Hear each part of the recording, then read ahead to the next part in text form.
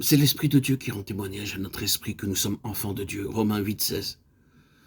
Notre esprit renouvelé devient la demeure du Saint-Esprit de Dieu et celui-ci, tout en restant distinct de notre esprit, témoigne en lui, avec lui et par lui. Il est facile de reconnaître l'importance de cette distinction. Elle nous fait comprendre le rapport qui existe entre la régénération et l'habitation en nous du Saint-Esprit.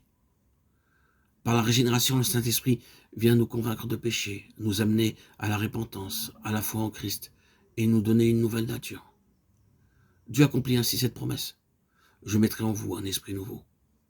Le croyant est alors un enfant de Dieu, un temple prêt à recevoir le Saint-Esprit. Et dès que la foi saisit la seconde partie de la promesse, elle s'accomplit en lui tout aussi certainement que la première. Mais tant que le croyant ne regarde qu'à l'œuvre de régénération, qu'au renouvellement de son esprit, il ne parvient pas à la vie de joie et de force que Dieu lui avait préparée. C'est seulement quand il saisit la promesse de Dieu tout entière, quand il croit qu'il y a pour lui quelque chose de mieux encore que la nouvelle nature, quand il comprend que l'Esprit du Père et du Fils veut réellement habiter le temple préparé en lui, que s'ouvre pour lui toute une merveilleuse perspective de sainteté et de grâce nouvelle. Son plus grand désir alors est de connaître mieux le Saint-Esprit, de savoir comment il opère et ce qu'il réclame de lui, d'apprendre comment il pourra réaliser pleinement sa présence et obtenir ainsi l'assurance de posséder en lui le Fils de Dieu que l'Esprit est chargé de lui révéler. Je vous donnerai un cœur nouveau et je mettrai en vous un esprit nouveau. Je mettrai mon esprit au-dedans de vous. Ézéchiel 36, 26, 25. Dieu s'est révélé à nous dans deux économies successives. La première était un temps de promesse et de préparation. La seconde est le temps de l'accomplissement de ces promesses. Dans l'une comme dans l'autre, c'est toujours l'Esprit de Dieu qui est à l'œuvre, se manifestant selon le caractère particulier de chacune d'elles. Ces deux parties de la promesse divine s'accomplissent-elles simultanément ou successivement? De la part de Dieu, ce double don est simultané. L'esprit ne peut pas se partager. En nous donnant son esprit, Dieu se donne lui-même à nous, avec tout ce qu'il est.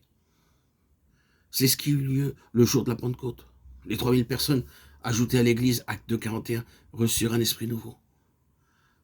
La repentance et la foi. Et après avoir été baptisées, elles reçurent le même jour la présence de l'esprit en elles, comme le sceau de Dieu, qui répondait à leur foi.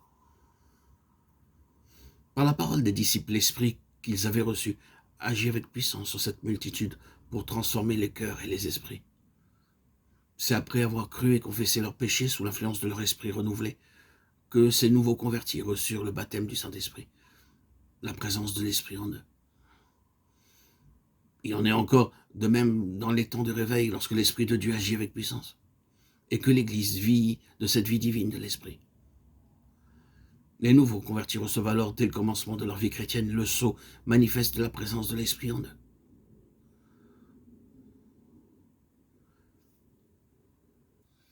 Mais nous avons aussi, dans l'Écriture, des exemples de cas où les deux parties de la promesse ne se trouvent pas si étroitement réunies. Ce qui vient soit de quelques lacunes de la part du prédicateur, soit du défaut de foi de la part de ceux qui l'écoutent.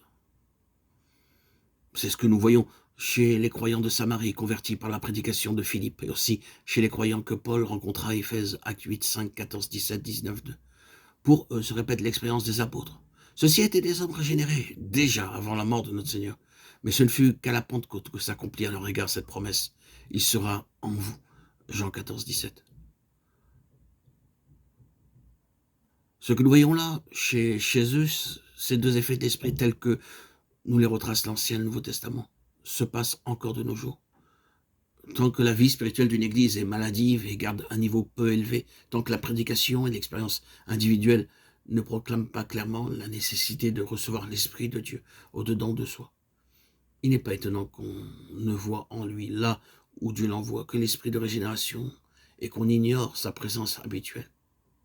Quand Dieu nous donne l'Esprit de Christ, c'est pour qu'il demeure aussitôt en nous. Mais nous ne pouvons le recevoir et le posséder que selon la mesure de notre foi.